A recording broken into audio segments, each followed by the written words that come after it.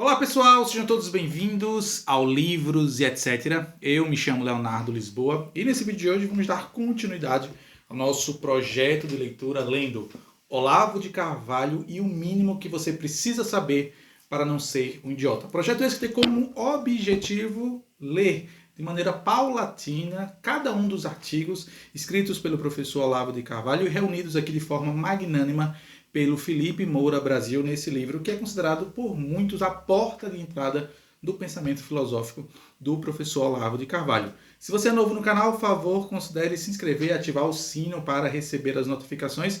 E só lembrando, claro, como esse é um vídeo de um projeto, portanto, já temos aí outros 30 vídeos anteriores a esse, que eu vou fazer questão, claro, de deixar aqui embaixo na descrição tanto a cópia física do livro na Amazon, caso você deseje adquiri-lo, como também, claro, a playlist com todos os vídeos anteriores dessa série Lendo Olavo de Carvalho. A ideia, mais à frente, a posteriori, é claro, continuar lendo os livros do filósofo brasileiro Olavo de Carvalho. Pois bem, sem mais delongas, vamos ao que interessa e dar início em definitivo à nossa aula. Na última aula, eu conversava com vocês acerca do tópico educação. Continua ainda na mesma temática e o objetivo principal nessa nossa aula de hoje é abordar em especial dois artigos sobre o tema da educação. O primeiro, publicado na revista Diário do Comércio, da data 19 de abril de 2012, chamado Viva Paulo Freire! Exclamação. E é justamente por ele que eu irei iniciar essa nossa aula. O professor inicia esse artigo, escrito e publicado em 2012, portanto há quase 10 anos atrás, nos convidando a refletir, fazendo algumas perguntas a respeito do próprio Paulo Freire, esse que é considerado, na verdade, foi eleito, erigido, o patrono da educação em nosso país. Pergunta ao professor no início do seu artigo: vocês conhecem alguém que tenha sido alfabetizado pelo método Paulo Freire? Alguma dessas raras criaturas, se é que existem, chegou a demonstrar competência em qualquer área de atividade técnica, científica, artística ou humanística? Nem precisam responder. Todo mundo já sabe que pelo critério de pelo frutos o conhecereis, o célebre Paulo Freire é um ilustre desconhecido. E aí o professor continua. As técnicas que inventou foram aplicadas no Brasil, no Chile, no Guiné-Bissau, em Porto Rico e outros lugares. Não produziram nenhuma redução das taxas de analfabetismo em parte alguma. Produziram, no entanto, um florescimento espetacular de louvores em todos os partidos e movimentos comunistas do mundo. O homem foi celebrado como gênio, santo e profeta. É claro, meus queridos e amados alunos, que muito poderia e pode ser dito a respeito da persona educacional do Paulo Freire, esse que é o ministro da Educação de nosso país. Todavia, o objetivo dessa nossa aula, é claro, aqui é o início apenas dessa grande discussão. Penso eu que discutir Paulo Freire é tal como um iceberg, onde você vê apenas a ponta, mas existe ali 70%, 80% de um problema muito mais profundo e denso que envolve ali a pedagogia paulo freiriana e que não é de forma alguma o objetivo desse vídeo. Pretendo em um futuro, mais à frente, certamente trazer para vocês aulas mais elaboradas acerca dos livros do Paulo Freire, como também os resultados da sua pedagogia quando aplicadas em nosso país e em alguns outros lugares do mundo. Todavia, o que o professor Olavo de Carvalho nos convida a refletir acerca dessa euforia em torno do Paulo Freire é que vocês já pararam para observar que, tal como algumas outras figuras quase que divinas, o Paulo Freire é um sujeito que, ao criticá-lo abertamente, ao sequer ousar levantar dúvidas acerca das práticas pedagógicas do Paulo Freire, você já é malquisto na sociedade, na academia, em qualquer lugar. Pois o Paulo Freire ele foi quase que beatificado, canonizado e santificado. E ousar questionar os métodos pedagógicos paulo freiriano é de uma ousadia quase que retumbante, em especial em nosso país. E, ao meu ver, isso muito se fala, isso muito é um resultado, ou melhor dizendo, um sintoma do quão doente é a sociedade brasileira e a academia em especial, que não se dá o luxo, a coragem e a ousadia de questionar o seu patrono da educação. É claro que mais adiante aqui o próprio professor Olavo de Carvalho vai trazer aqui algumas frases de estudiosos, pedagogos e professores universitários que se debruçaram de maneira voraz e quase que febril na pedagogia paulo-freiriana e chegaram a conclusões que vão na contramão justamente do que se diz no status quo da sociedade acadêmica que endeusa, que louva o Paulo Freire como sendo uma referência no processo educacional. Claro, mais uma vez, abrindo aqui um parênteses, não quero de forma alguma nessa aula adentrar ainda nesse pântano aí quase que nebuloso do Paulo Freire. Outras pessoas aqui mesmo na internet, no próprio YouTube, já produziram conteúdos muito mais elaborados acerca do próprio Paulo Freire. E aqui eu já quero fazer duas recomendações midiáticas, duas recomendações de vídeos. O canal da Debs, do Olá Bocós, que tem alguns vídeos que ela já se aprofundou nos livros do Paulo Freire, em especial a pedagogia do oprimido e a pedagogia da autonomia. Esse primeiro, eu mesmo tive a oportunidade de conhecê-lo ainda na faculdade de letras, mas confesso a vocês que tem quase 10 anos que eu tive o primeiro contato com esse livro. De lá para cá, então, o que eu conheci do Paulo Freire são apenas e tão somente recortes midiáticos a respeito da sua figura. Por isso não vou me ater a fazer comentários acerca desse livro Pedagogia do Oprimido. Mas a Debs, no seu canal Olá Bocós, vou fazer questão de deixar aqui na descrição, fez um trabalho primoroso onde ela leu ipsis literis o que foi escrito, o que foi proferido e qual o resultado da pedagogia do Paulo Freire no Brasil e no mundo. Vou fazer questão de deixar aqui na recomendação, na descrição aqui desse vídeo. Como também um outro, esse agora um professor universitário, que se dedicou anos e anos a fio de estudar e ler todas as obras do professor Paulo Freire, e aqui faço menção decorosa ao Thomas Juliano, e todo esse afinco dele em conhecer a obra de Paulo Freire e toda a sua pedagogia fez com que o próprio professor Thomas Juliano, inclusive, produzisse 2 livros acerca do Paulo Freire. O primeiro de nome Desconstruindo Paulo Freire e o segundo Desconstruindo Ainda Mais Paulo Freire, que reúne artigos de professores universitários em todo o Brasil que levantam uma dúvida acerca da pedagogia paulo-freiriana. Fica aqui a recomendação, tanto do canal da Debs, o Olá Bocós, como também o próprio conteúdo audiovisual e também a obra literária do professor Thomas Juliano acerca do Paulo Freire, o patrono da educação. Todavia, é válido pontuar, antes de mais nada, que, tal como eu falei aqui, afirmei categoricamente alguns minutos atrás, questionar o Paulo Freire em nossa sociedade e na academia é quase que cometer um seppuku, ou seja, é quase se autossuicidar-se a si mesmo, como diria lá o pessoal dos melhores do mundo. Pois o Paulo Freire, tal como, por exemplo, a própria figura do Karl Marx, eles estão envoltos numa áurea quase que angelical, onde questioná-los sequer é considerado.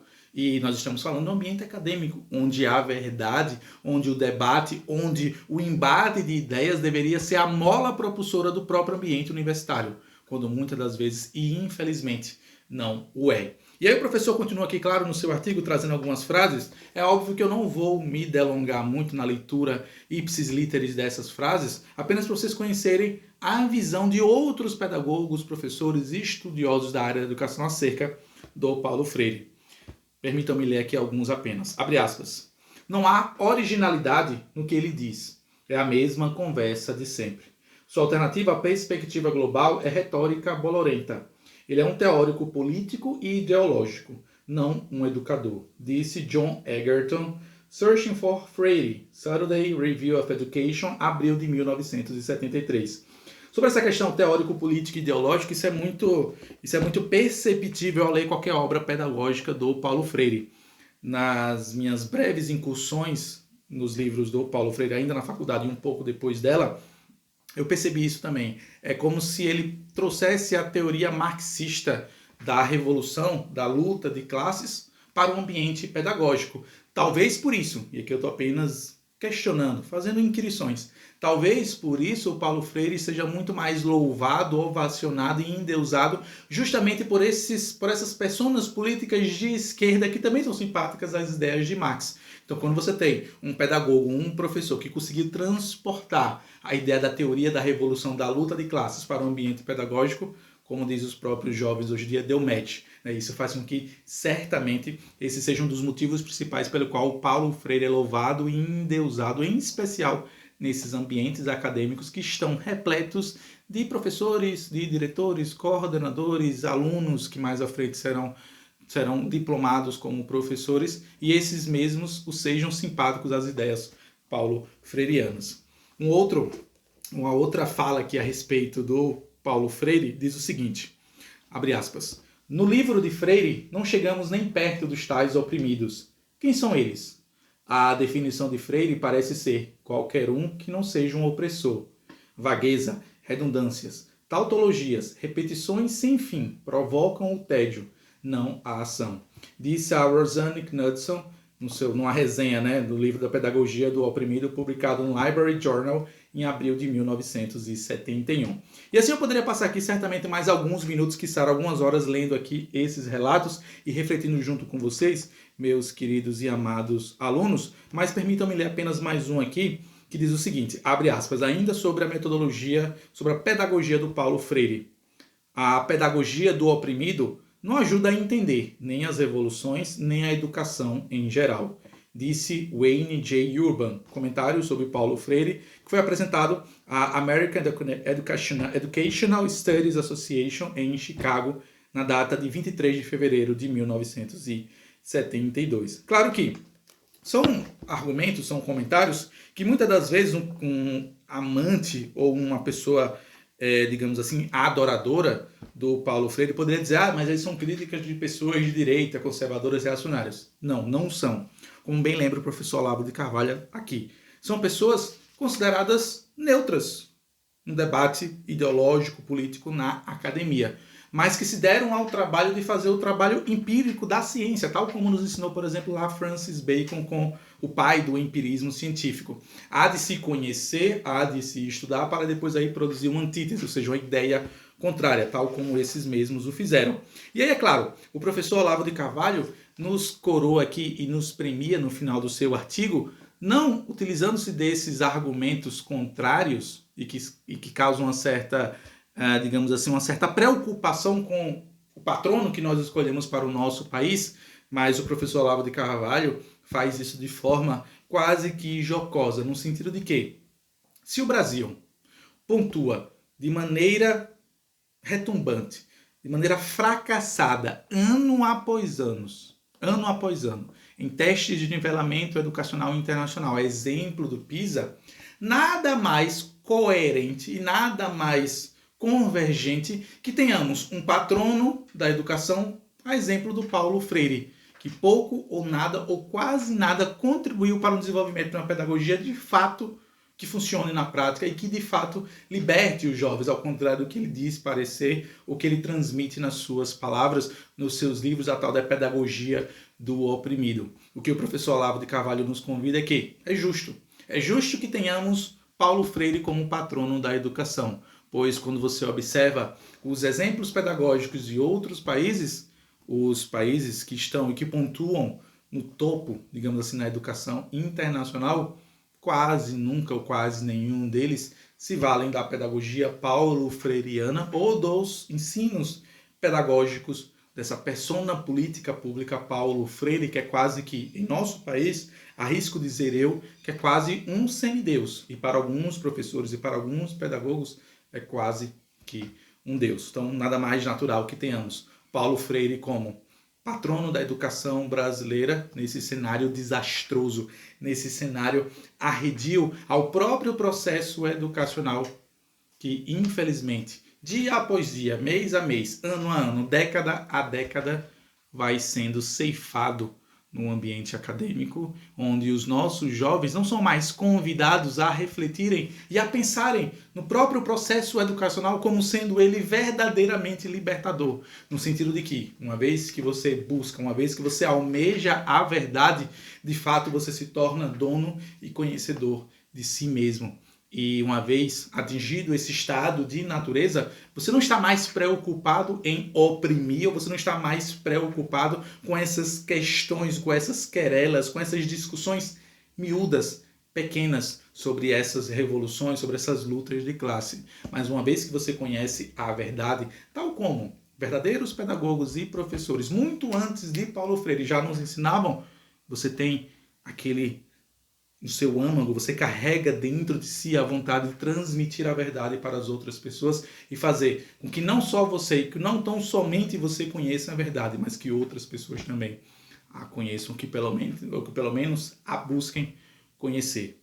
É sobre esse ponto em específico que o professor Olavo de Carvalho nos convida a refletir. Claro que ele ainda faz aqui de uma forma jocosa, que é muito peculiar ao professor Olavo de Carvalho, dizendo que não se surpreenderia se o patrono da educação brasileira fosse, por exemplo, o Fernando Haddad, que certa vez escreveu cabeçalho ao invés de cabeçalho, ou que o próprio patrono da educação brasileira fosse a Dilma Rousseff, que em uma certa palestra, quando questionada ela sobre o livro que ela estava lendo, ela comentou o título do livro, mas quando questionada e perguntada mais detalhes a respeito do livro, ela não soube dizer, teve que pedir ajuda a uma assessora que estava ao lado dela. Inclusive esse vídeo é muito bom, está disponível no YouTube, eu vou fazer questão de deixar aqui na descrição. Ou também, por que não tirarmos Paulo Freire e erigirmos, escolhermos, selecionarmos o próprio Luiz Inácio Lula da Silva, quando em certa vez questionada ele sobre leitura, ele disse que não lia porque dava a ele dor de cabeça. Enfim, então notem, são essas figuras que escolhem e que escolheram o patrão da educação brasileira. Um ex-presidente que não gostava de ler porque dava dor de cabeça, uma presidente ou uma ex-presidente que não sabia comentar nada sobre o livro que ela mesma afirmou ler, ou até mesmo um ex-ministro da educação que escrevia cabeçalho ao invés de cabeçalho. Penso eu que de todos essas quatro personas políticas públicas que eu mencionei até então, penso eu que talvez o Paulo Freire seja menos pior, e talvez por isso ele tenha sido nomeado o patrono da educação em nosso país. E assim, meus queridos e amados alunos, eu concluo aqui a análise a respeito desse primeiro artigo, só lembrando, claro, fazendo aqui um parênteses gigantesco, porque é uma discussão quase que infindável, e eu quero, mais à frente, no momento oportuno, conversar com vocês a respeito do Paulo Freire, da pedagogia da autonomia, da pedagogia do oprimido, mas peço que vocês atentem aos links que eu vou deixar aqui na descrição desse vídeo, para que vocês já possam iniciar, né? Dar um primeiro rompante aí ao conhecer a pedagogia paulo-freiriana, com base no canal da Debs, o Olá Bocóis, e alguns vídeos que ela já fez sobre o Paulo Freire, como também, claro, conhecer, sem sombra de dúvidas, e indubitavelmente, o professor Thomas Juliano, que é certamente um especialista na pedagogia paulo-freiriana e em nos abrir os olhos acerca dos males causados por essa pedagogia do oprimido, da autonomia, que impera, em certa medida, nas faculdades de licenciatura em nosso país. E aí eu concluo em definitivo essa nossa primeira parte da aula e caminho agora, para o nosso segundo artigo de hoje, chamado Educando para a Boiolice. Nesse derradeiro e último artigo a respeito da educação, publicado no Diário do Comércio, 23 de abril de 2007, chamado Educando para a Boiolice, a reflexão que o professor nos faz aqui é a respeito do sistema educacional norte-americano, estadunidense, como você prefira chamar, que caminha para educar os jovens para que eles esqueçam qual é a sua real função no mundo. E aqui, claro, deixando de maneira muito explícita que homens e mulheres, eles não são concorrentes, eles deveriam e devem, na verdade, a história do mundo tal como nós conhecemos é justamente homem fazendo a sua função e mulher fazendo a sua própria função. E caminhando junto, de mãos dadas, numa parceria, é que, a própria sociedade desenvolveu-se. Só que nós temos uma educação, não tão somente nos Estados Unidos, falo aqui com conhecimento de causa, por ter lecionado e ensinado em escolas aqui mesmo no Brasil por quase uma década, e posso afirmar, atestar com uma certa segurança, com uma certa veemência, que a educação que impera em nosso país tem como objetivo justamente destruir, vilipendiar, acabar por dirimir justamente aquilo que é intrínseco ao sexo masculino e aquilo que é intrínseco e perene ao sexo feminino. Por exemplo, as escolas, tal como nós conhecemos, por exemplo, hoje, são poucas delas que incentivam, por exemplo, a competição, onde meninos, adolescentes, informação, veem justamente nesse processo educacional, nessa metodologia digamos assim, nessa forma pedagógica da competição, uma forma de eles exasperarem a sua energia física. E ao contrário, muitas das vezes, os jovens, em especial os meninos, estão sendo tolhidos daquilo que eles são por natureza, em nome de uma falsa educação ou de uma educação inclusiva. Só que, tal como a natureza, ela é indubitável no sentido de que ela é imparável, irrefreável, em um momento de tensão, em um momento do calor, onde nós precisamos colocar em prática aquilo pela qual a natureza nos designou, é justamente nesse momento onde se faz necessário que um homem seja um homem, que uma mulher seja uma mulher. É sobre esse ponto que o professor comenta aqui de maneira muito sucinta aqui nesse seu artigo. E é claro que outras tantas reflexões poderiam ser feitas acerca desse mesmo ponto, mas eu observo, por exemplo, tal como eu comentei alguns minutos atrás, quando o professor em escolas cristãs, em escolas confessionais, logo nos meus primeiros dias como professor, eu notei que no intervalo não existia, por exemplo, mais brincadeiras. E uma vez eu, inocentemente questionando na direção, na sala dos professores, falaram que as brincadeiras de correr, pique-pique, pega-pega, pimbarra, queimado, elas não eram mais permitidas no horário do recreio para que os jovens não se machucassem. Essas atividades todas elas foram alocadas na educação física, que por sua vez também não era obrigatória. Então vejam, nós estamos falando do ambiente educacional, do ambiente escolar, que está cerceando o direito do menino ser menino e da menina ser menina. Está cerceando o direito dos jovens colocarem em prática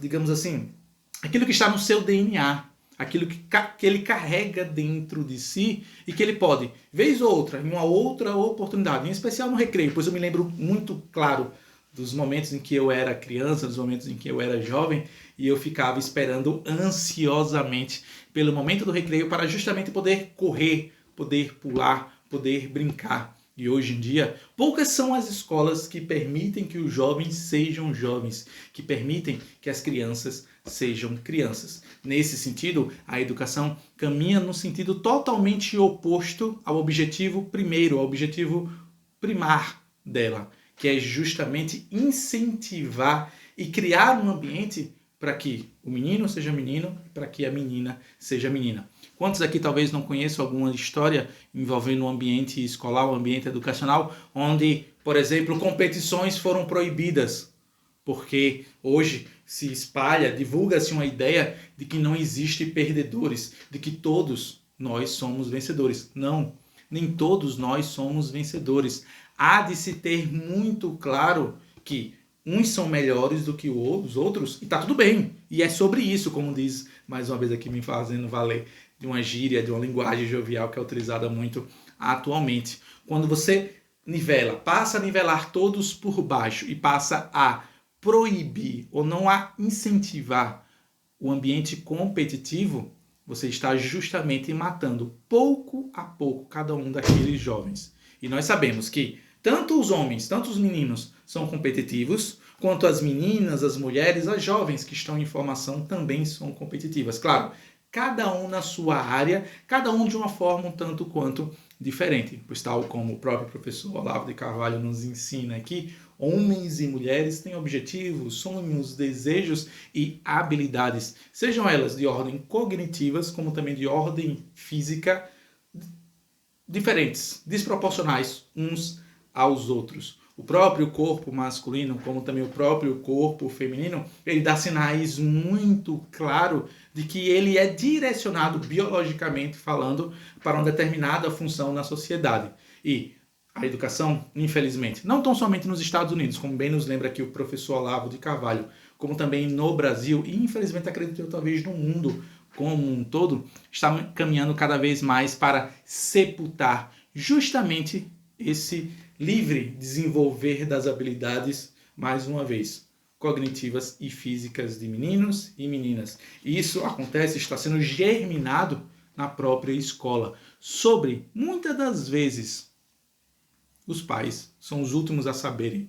E, infelizmente, muitas das vezes, no momento de temor, no momento de tensão, quando aquele jovem precisa, por exemplo, desprender uma certa energia descomunal ou até mesmo exasperar uma força física, ele não mais o consegue, não mais conseguirá a fazê-lo, porque ele foi ensinado, ele foi moldado, ele foi sendo vilipendiado, cortado, dilacerado durante o próprio processo educacional. Isso acontece aqui independente do sexo, masculino e feminino. Tanto os meninos quanto as meninas estão a sofrer nesse momento no ambiente educacional com essa assim chamada pelo professor Olavo de Carvalho, uma educação para a boiolice. E aqui é preciso abrir um parênteses para que vocês não me interpretem mal. Não quero com isso dizer que as escolas estão ensinando as pessoas a serem homossexuais. A discussão aqui não é sobre isso. O próprio professor deixa muito claro. A boiolice, no sentido aqui que ele faz referência, é o sentido da pessoa que não sabe a sua função no mundo. É a pessoa que não se encontrou ainda. É a pessoa que,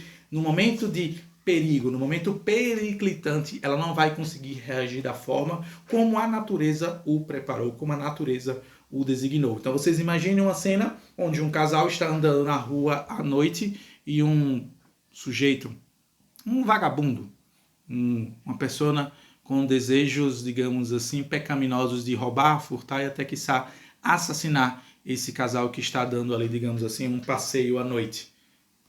Qual seria a função primeira desse homem? Justamente salvaguardar e proteger a sua parceira. Essa é a função. É para isso que nós, homens, fomos e deveríamos ser criados até os dias atuais. Mas a escola caminha para ensinar o quê? Não, isso não existe. A mulher mesmo, ela pode ela mesma se defender. Ela não precisa de um homem branco, hétero, opressor. E aí, claro, caminha também para um outro discurso, esse muito mais ideológico e politicamente falando, no sentido de demonizar as pessoas, por exemplo, porque elas são brancas, héteras, cis, burguesas, quando na verdade, muitas das vezes existe aí uma má interpretação dos fatos históricos. Por exemplo, muito se ensina na academia, na escola, no ambiente ali do ensino médio, que os negros foram escravizados pelos brancos. Isso é 100% verdade e isso é inquestionável. O que não se ensina, ou o que quase não se ensina, perdão, é que antes mesmo do primeiro europeu branco, hétero, cis, opressor chegar na costa africana, os próprios africanos já tinham como expediente a escravidão. Os próprios africanos já escravizavam as tribos derrotadas. A contribuição, e isso certamente é bem documentado na história, do homem europeu branco, hétero, cis, opressor para a escravidão, contribuição aqui que eu falo, claro, no sentido negativo e pejorativo, foi tão somente, e isso certamente é uma mácula que o continente europeu carrega, foi o aperfeiçoamento, foi a capitalização desse processo escravagista que já acontecia no território africano. E aqui, indo um pouco mais longe ainda, quando nós estudamos, por exemplo, o domínio do Império Persa, do Império Mouro na Europa, chegamos à conclusão irrefutável de que os próprios muçulmanos dominaram durante séculos o continente europeu, fazendo-se valer do próprio processo escravagista, pois a escravidão ela não tem cor, não tem raça, não tem pele, não tem sexo. Ela foi, infelizmente, durante muitos séculos, quiçá milênios, expediente de toda nação poderosa que subjugava uma nação mais fraca, fazia-se valer justamente desse processo escravagista para ter, de certa forma, um controle daquela determinada sociedade. Mas o que se ensina nas escolas, na faculdade, nos dias atuais, é que por você ser branco, hétero, opressor, burguês, cis, você já é uma mácula para a própria sociedade e há de se desculpar a todo momento, tão somente por existir. Quando do outro lado, os negros, bissexuais, lésbicas, gays e trans são ovacionados, louvados, endeusados a tal ponto que se acham eles serem credores das outras pessoas. E aí criam as mais diversas absurdidades, como lugar de fala, mansplaining e outras tantas palavras desse dialeto que não, ao meu ver, não vale a pena aqui citar, porque a gente certamente poderia passar algumas horas aqui esmiuçando e explicitando onde é que está a fraqueza de cada um deles. Quando, na verdade, o ser humano, em essência e por excelência, ele carrega dentro de si tanto o mal quanto o bom. E que não necessariamente isso está atrelado à sua cor da pele, à cor da cutis, à sua opção, à sua escolha sexual e nenhuma outra questão determinista biologicamente falando, mas sim tão somente aquilo que você carrega dentro de si, seus interesses, seus valores, a sua própria moralidade, ao contrário do que faz parecer hoje em dia no ambiente educacional, onde você é mau tão somente por ser branco, tão somente por você ser hétero, tão somente por você ter uma religião cristã, católica ou qualquer coisa que o valha nesse sentido. É sobre isso que o professor Olavo de Carvalho nos convida a refletir aqui, e claro, que se nós não nos atentarmos como a educação está caminhando para ceifar os jovens no próprio ambiente escolar, nós estamos caminhando para um ambiente cada vez mais perigoso. Nós estamos indo em direção a um abismo, não tão somente educacional, mas a própria vida em sociedade, da própria vida civilizacional. Pois, se o homem não se atém àquilo que ele tem que fazer, se a mulher acha que pode fazer aquilo que o homem tem a função de fazer, nós deixamos de ser aliados. Nós deixamos de ser uma só carne, um só corpo e passamos a ser rivais, passamos a ser inimigos. E até onde eu sei, todas as sociedades que prosperaram, que conseguiram partir de uma época tribal, do tribalismo, para uma sociedade mais contemporânea, mais moderna, mais desenvolvida tecnologicamente falando, só conseguiam fazê-lo porque homem e mulher estavam muito bem delineados na sua função, estava cada um no seu quadrado, como diz a música lá do popular brasileira lá do funk, né? Cada um no seu quadrado é quando o homem e a mulher sabem a sua função na sociedade. Com isso eu não quero dizer que o homem não possa exercer um trabalho feminino, como também a mulher também não possa exercer um trabalho masculino. Mas existem certas funções que são conectadas indelevelmente à própria natureza biológica do homem e da mulher. Basta vocês observarem, a própria Olimpíada é um sinal muito claro disso aqui que eu estou falando a vocês. E não é nenhum conto de fadas. Quando vocês observam, por exemplo, esportes competitivos, aqui falando do cenário da Olimpíada, que demandam força, energia, velocidade, observem vocês, meus queridos, estimados e amados alunos, a diferença nos recordes a nível mundial na categoria masculina e feminina. Basta vocês observarem, por exemplo, o recorde dos 100 metros rasos masculino e compará-los com 100 metros rasos feminino. E esse mesmo expediente você vai encontrar em todos os esportes que demandam força física. Seja na natação, seja no levantamento de peso, o atletismo em si, em geral, que envolve aí várias categorias, várias disciplinas, várias modalidades esportivas, por assim dizer. Com isso, não quero de forma alguma dizer, mais uma vez, friso isso aqui, que o homem e a mulher não possam trocar de funções vez ou outra quando julgarem necessários, quando a sociedade assim necessitar. Mas ao sacrificar justamente, e as escolas estão infelizmente fazendo isso, ao esquecer de dizer por que você deve ser homem, por que você é um menino em formação, que deve virar um jovem, um adolescente e depois virar um homem, tal como a própria mulher também, assim deve ser, uma criança, uma menina, um adolescente, depois uma mulher, nós estamos caminhando para um abismo civilizacional, onde talvez, se esse expediente continuar a ser ensinado e lecionado nas escolas e incentivado no ambiente acadêmico da universidade, acredito eu que infelizmente estamos caminhando rumo ao fim da própria sociedade, tal como nós conhecemos nos dias de hoje. E assim, concluo, meus queridos, estimados e amados alunos, a análise a respeito desses dois artigos que acabam por encerrar e findar aqui com chave de ouro o tópico da educação.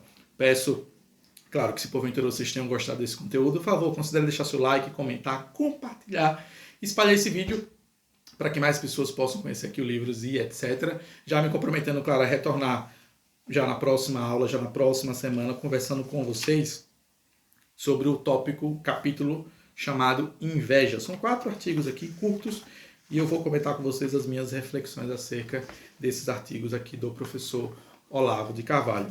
Agradeço a sua atenção, paciência, espero que você tenha gostado do conteúdo até então aqui produzido nesse humilde canal literário, por esse humilde professor que vos fala. Que Deus os abençoe enormemente, nos vemos na próxima aula, se Deus assim nos permitir. Até a próxima. Tchau, tchau, pessoal.